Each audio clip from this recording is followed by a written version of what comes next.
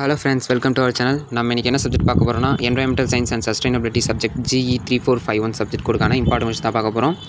Let's start friends. Unit 1 கான importance பார்த்தீங்கன்னா part B ல biodiversity and its conservation and hotspots, ecosystem, அதுக்கப்புறம் energy flow models, அப்புறம் Indian as a mega diversity nation, institute and H2 conservation.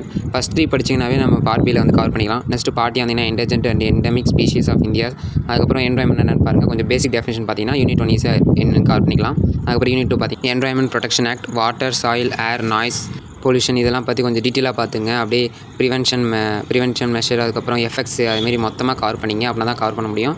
So இதை நீ படித்து நான் இந்த 2 கொஷின் போதும் நீங்கள் வந்து யூனிட் 1 வந்து கவர் பண்ணிக்கலாம். நெக்ஸ்ட் பார்ட் A வந்தீங்கன்னா waste management, solid waste management பாருங்கள். அதுக்கப்புறம் solid air pollution, noise pollution இதை பேஸ் பண்ணி தான் நமக்கு 2 மார்க்லி கேட்க வாய்ப்பு இருக்குது.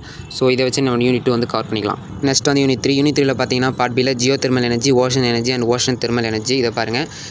இதிலே மோஸ்ட்லி கவர் பண்ணிடலாம். அப்படி இல்லைனா ஹைட்ரஜனோட ப்ரொடக்ஷன்ஸ் பாருங்கள். அந்த ஹைட்ரஜனில் வந்து 4 டைப்ஸ் ஆஃப் ப்ரொடக்ஷன் இருக்கும். அதை கொஞ்சம் பார்த்துங்க. சப்போஸ் நிறைய மார்க் ஸ்கோர் பண்ணணும். அதுக்கப்புறம் பார்ட் Aல பார்த்தீங்கன்னா renewable and non renewable resources, objectives of energy conservation, application of hydrogen இருக்குது. இதெல்லாம் நீங்கள் பார்த்தீங்கன்னா யூனிட் 3 கவர் பண்ணிக்கலாம். அதுக்கப்புறம் யூனிட் 4 வந்தீங்கன்னா பார்ட் B ல sustainable development, environmental management, industries, millennium development goals, carbon food print and carbon credits. இதில் வந்து செகண்ட் ஒன்றை தவிர மற்ற 3மே நீங்கள் கம்பல்சரி படிச்சு தான் வர வழியில். அதுக்கப்புறம் பார்ட் A வந்தீங்கன்னா GDP, global warming, climate changes இதெல்லாம் பற்றி அப்படியே கொஞ்சம் பேசிக் டெஃபினிஷன்ஸு, அதுக்கப்புறம் கான்செப்ட்ஸ் புரிஞ்சுங்க. அதை வச்சு நம்ம யூத் யூனிட் வந்து எழுதிக்கலாம்.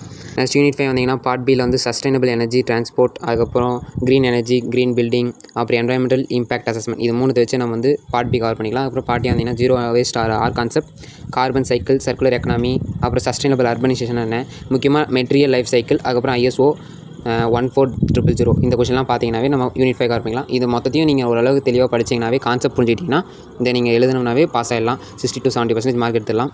அதேமாதிரி நிறைய பேர் பார்க்குற நண்பர்கள் வந்து சப்ஸ்கிரைப் பண்ணாமல் பார்க்குறீங்க. கொஞ்சம் சப்ஸ்கிரைப் பண்ணிங்க, லைக் பண்ணிங்க. அப்படின்னா தான் கொஞ்சம் இந்த வீடியோ வந்து நிறைய பேர் ரீச் ஆகும். தேங்க்யூ ஃபார் வாட்சிங். Keep supporting us. Thank you friends.